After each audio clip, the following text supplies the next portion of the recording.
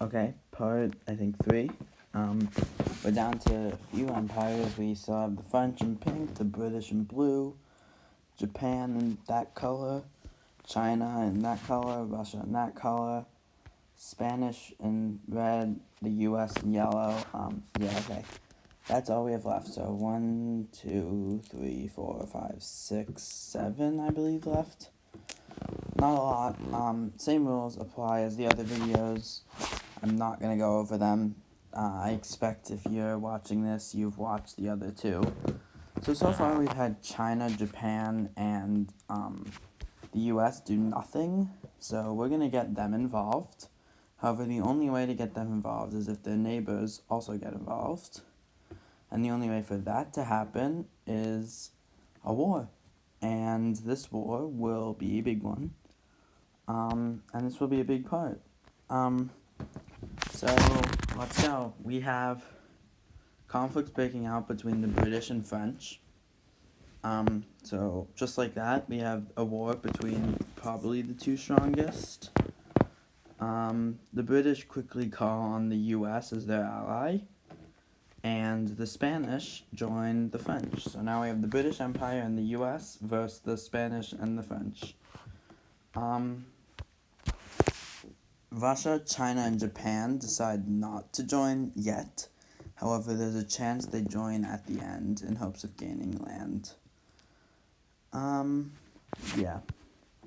So, let's start this war.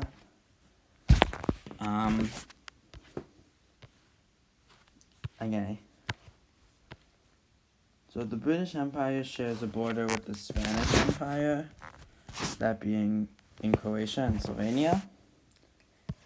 We're also not going, like, if the Spanish Empire falls, like, if Spain falls, the Spanish Empire doesn't fall. So we're going to have two major fronts, one going here, one here, or not one there, sorry, there, because it's the British and the Americans versus Spanish and French. And then one massive front going on in Africa. Have to keep remembering, Spain and France are together. Okay, cool. I obviously can't focus on all of these at the same time, because, yeah. So I'm going to do them one at a time. Let's start with, so a strong defense is set up by France in Africa in hopes of keeping southern Africa cut off. So they harshly defend that area. I guess the Great Lakes region, you can call it. And a push quickly begins. By the way, this is going to be the last war that's not, like, super in-depth. Zambia is quickly cut off, establishing a larger front line, followed by Botswana, Zimbabwe, and Namibia, due to the fact that they are sparsely populated. Then a spearhead is established towards, like, Lesotho, capturing the country and eventually cutting off South Africa. And with it, they kind of just surrender. They don't see a point in fighting. They kind of have hope in the British winning this war, so they're going to fight it out. In the meantime, Nigerian forces...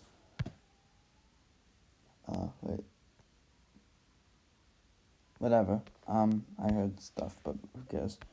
In the meantime, Nigerian forces are in the midst of holding off. However, they are going against all sides, and it's no use. The French eventually take the country. However, British forces, using the fact that many French forces have to leave other countries, they managed to take out the Central African Republic, Chad, and Niger, which is definitely good. So kind of a land exchange there. In Southeast Asia, the Spanish and French are surrounded on all sides. So I'm going to save some details here. They take all of these islands first.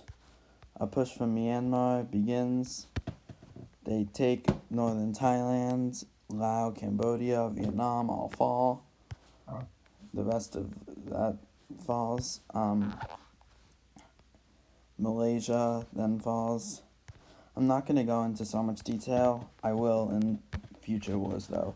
Eventually, basically all of this falls to the British. Japan actually gets involved at the last minute and chooses to take the Philippines for themselves. Just like that, Japan is now involved in the war. However, they immediately leave. So, good job, Japan. You have chosen to just leave. Yeah. But that's a big loss for the Spanish and French, as now the Brits can start moving forces in this region over to Africa. Meanwhile, in America, much of the Spanish and French forces in the Americas are focused on the U.S. border, which is really bad for the U.S., as despite the fact that they're powerful, they can't hold off all the Spanish and French forces. They can't hold off the rest of the Americas. Maybe they can, who knows. And a push eventually begins into southern Texas. The state actually falls pretty easily. And from Texas, a push begins into the Bible Belt, eventually taking out the entire region. And now the American South, however, the Americans are starting to get their act together, and a front line is being established right there. Great. That is not good for the British and Americans, as the Brits now need to kind of hurry up on this war.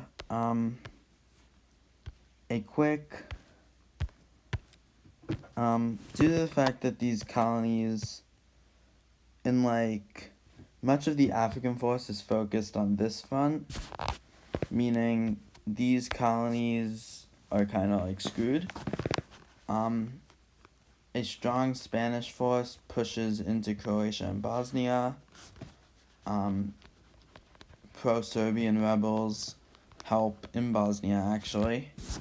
It is here where the Russian Empire decides to get involved, and they choose to invade Turkey, Greece, which falls, mainly due to Turkish forces, while the red team is able to take out North Macedonia and those Balkan countries. And just like that, the Brits have been kicked off the European continent.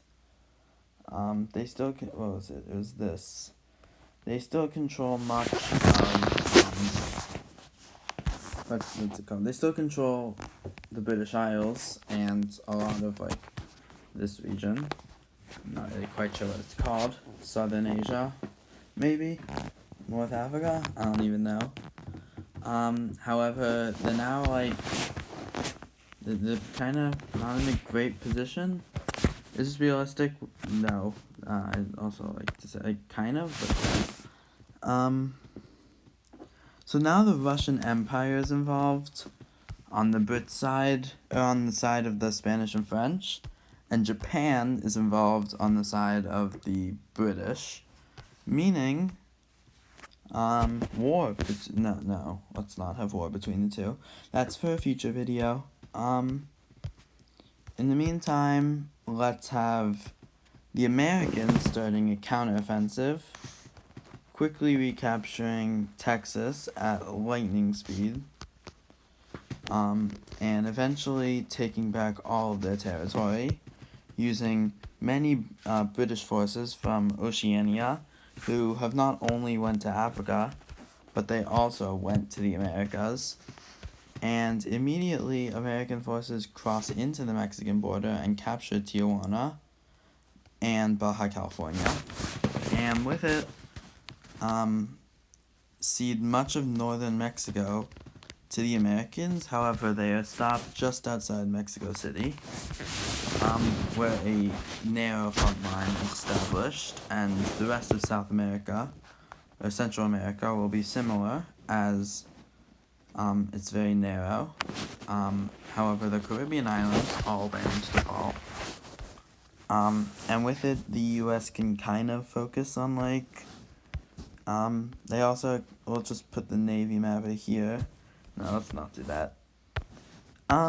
Let's go back to this African front, where many Southeast, especially South Asian forces are starting to arrive in Africa, and they are arriving fast.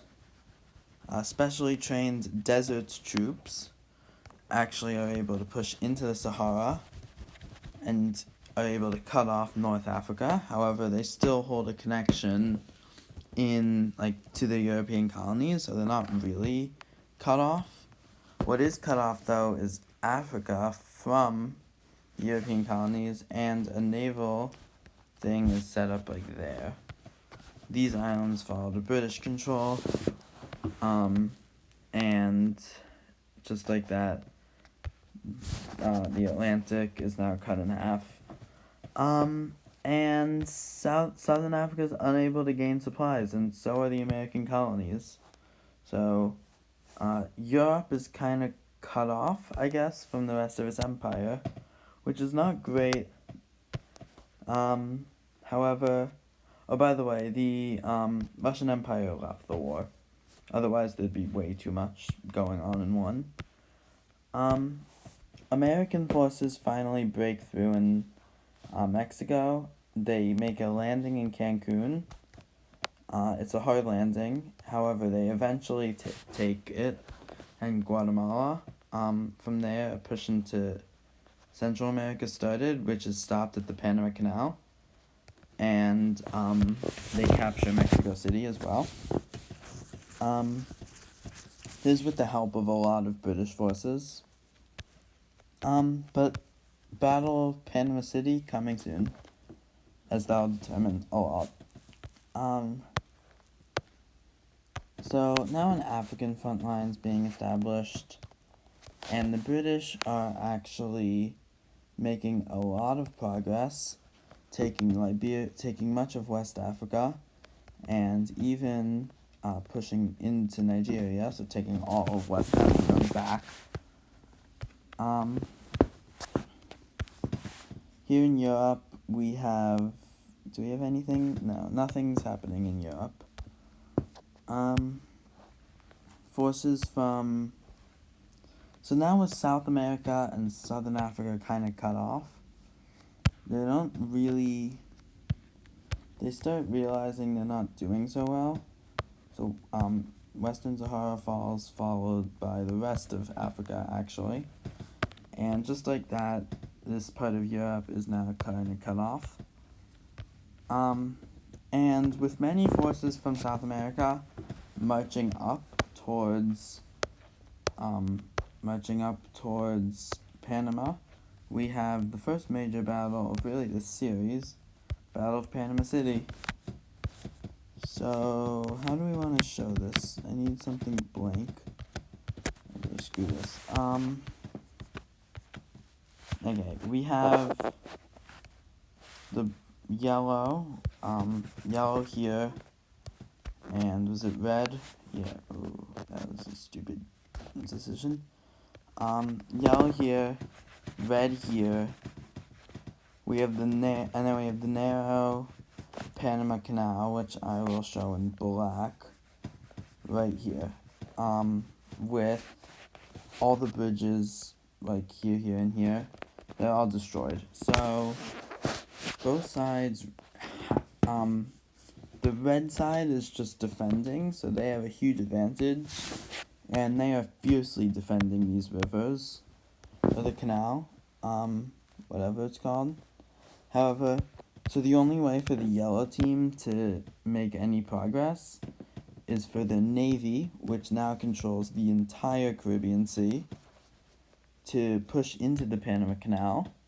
However, the Navy in the Panama Canal, despite the fact that, yes, on this side, the Yellow's Navy has cut him off.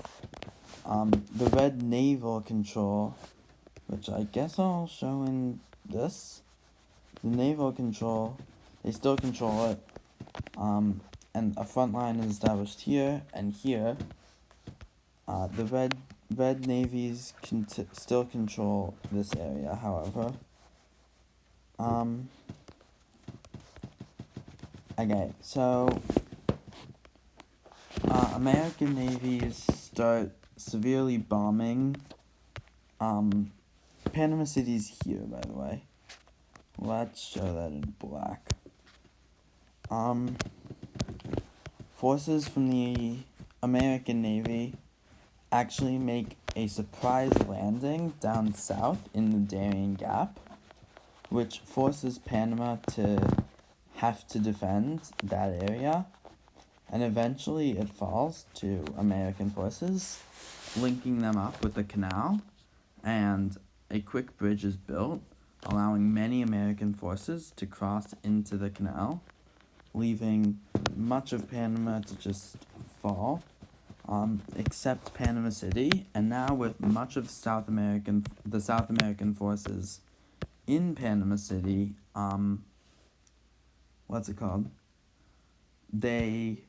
a huge battle ensues, and let's show it. So quickly the American Navy being far superior, takes control of everything, meaning Panama City is in full siege. There's nothing they could do. However, they hold out. Eventually, though, I can't really go into detail. They just kind of get sieged and starve. Just like that, Panama City's fallen, and so is the rest of Panama, and the Americans are now open to the rest of South America. A landing is made in Venezuela, and that falls, followed by pro-British rebels in Guyana, and even French Guiana and all the Guianas are taken by American forces. A very surprised British landing is actually made in Brazil, and South American forces decide to set up a series of defensive lines, one here in hopes of defending much of South America's population, one here in hopes of defending Buenos Aires, and a final desperate line here. So anything that isn't under that protection kind of just immediately falls. Looks something like this. The Americans take control of this area while the Brits take this. And now there's 3 defensive lines, all of which the combined British-American force has to break through. And because many forces from Africa have left, a quick French campaign manages to actually do really well, and capture all of this territory, linking them up with the Europeans, who are able to resupply them a ton. Italy takes Malta, and this British, however, and also cutting off this, because forces from Asia also, hold up, these colonies actually all fall, and this is due to some genius French strategies, but the entirety of West Africa falls back under French control, and just like that, Africa is not looking so good for the Brits. It's here we see a breakthrough being made on the first defensive line by both American and British forces. British forces are able to take Sao Paulo, and American forces even push up into Chile, and the country surrenders regardless of what they're told. Uruguay falls, and the only holdout that's left in South America and the Americas is the city of Buenos Aires, which we'll see a battle for. However, the point of there still being a holdout in Buenos Aires, I'm just gonna make it pink without really switching. The whole point of there being a holdout is to prevent American forces from entering and going into Africa. This island is still held by the blue team as well. So it's also very hard to supply the African forces. It's here we see the what's it called? It's here we see no, nothing happens. I was about to put the Russian Empire on the side, but I decided against it. So the Brits finally get themselves together, but that's only after basically all of East Africa falls to the French. And just like that, the Brits have almost been kicked out of Africa. However, with the fall of Buenos Aires, a naval thing is established, and Indian forces and Southeast Asian forces start to really help the Brits, and with the Americans now being able to focus elsewhere, they quickly resupply Africa. With many forces in Sudan, a quick push is made into East Africa, which once again they're viewed as liberators in actually all of these places, and immediately the entirety of southern Africa falls straight back under British control. That was great. Good job, the French. Yeah, they spent a lot on their counteroffensive, so they don't have much left. A landing is made in Guinea. However, the forces are immediately forced out. So good job. And using that victory, the French actually take that island and actually try to get the British to sue for peace. However, that doesn't work. The British aren't about to just sue for peace because the French won some battle. However, they lost a ton of troops, and troops on these islands had to quickly evacuate, and not all made it across the Atlantic to Brazil. The ones that did, however, are quickly shipped a southern route towards Africa. So, yeah. Actually, many of them just went straight towards... No, many went to Brazil. Forces having already been in southern Africa start pushing into Angola. They take the Congo.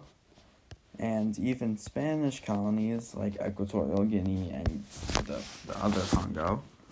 Just Equatorial Guinea is Spanish, but whatever. Egyptian forces push along this area, capture the Tripoli, and British forces once again are pushing into Nigeria.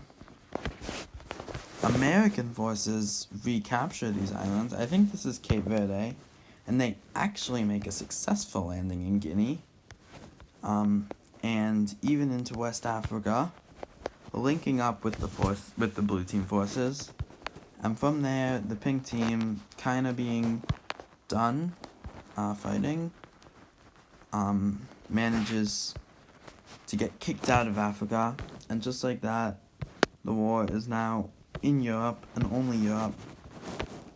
We have on this Europe map the pink this here, and then the blue team here. Let's go. And Russia actually switches sides, rejoins the war, this time on the British side, realizing they could gain a ton of land.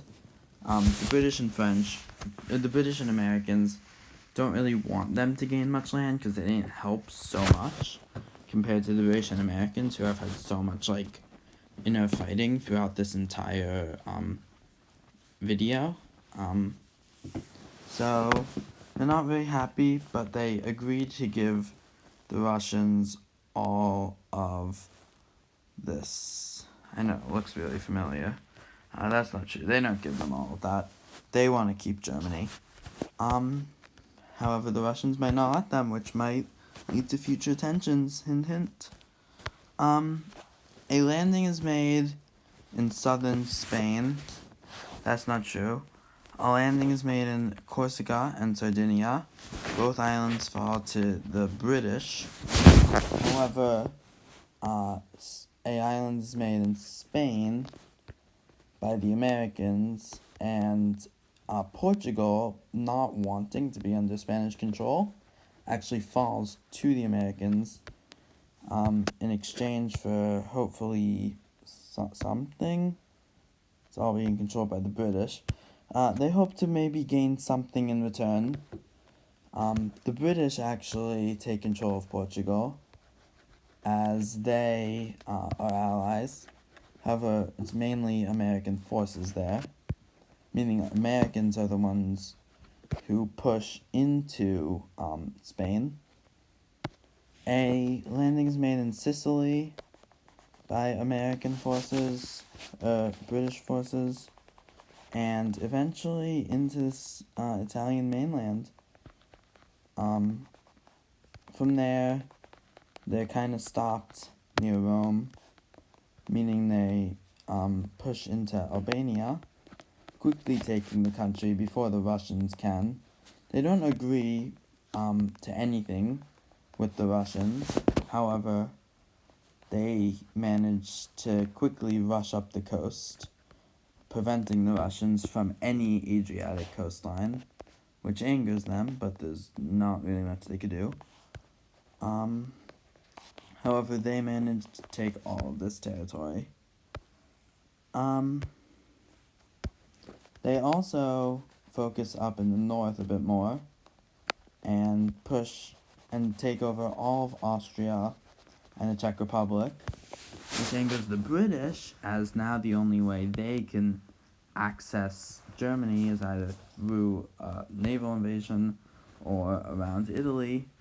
Switzerland has been agreed to be given to the British.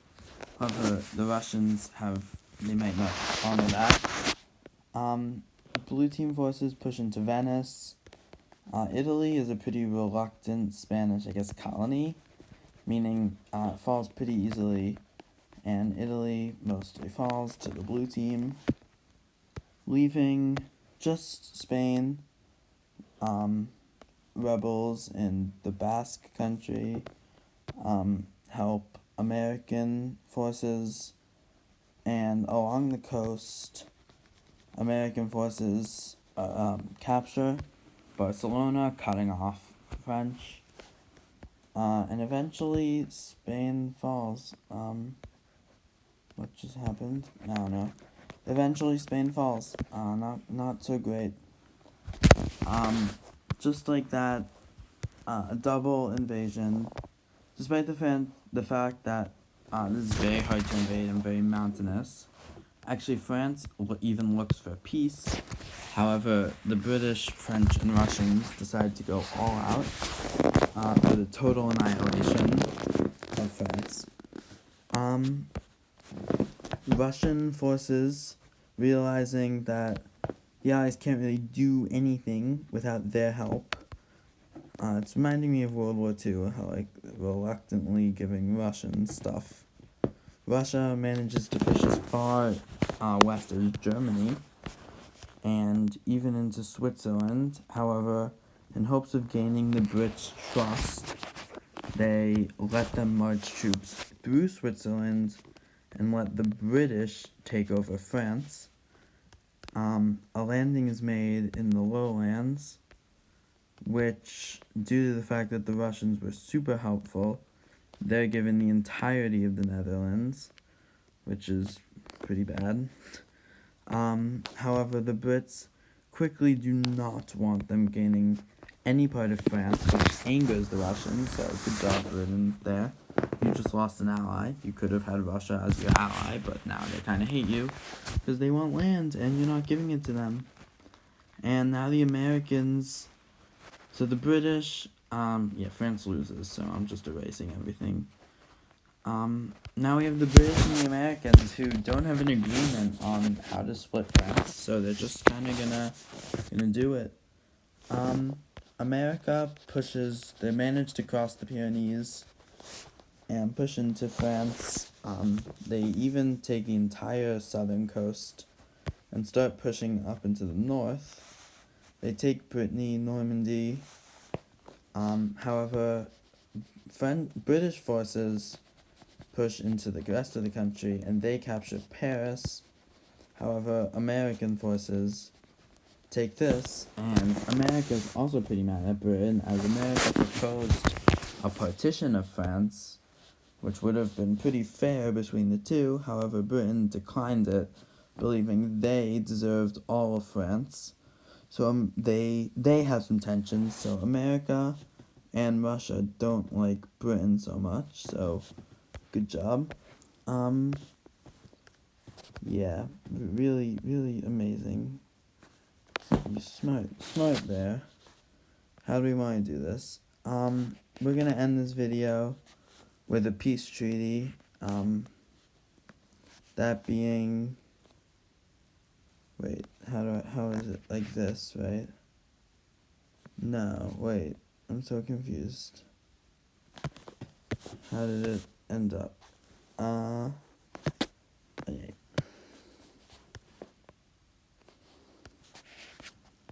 Sorry. Okay, good. So,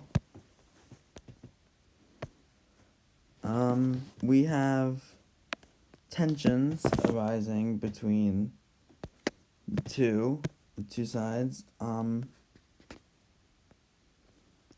And we have a final peace treaty, mainly with the creation of a Portuguese puppet state, which I'm just going to keep in blue, which basically controls this area of Brazil and Portugal. That's it. None of the other colonies. This is a long video, but I'm going to end it there. And the world's much simpler now. We only have 1, 2, 3, 4, 5 empires left. Yeah, there you go. That's part 3.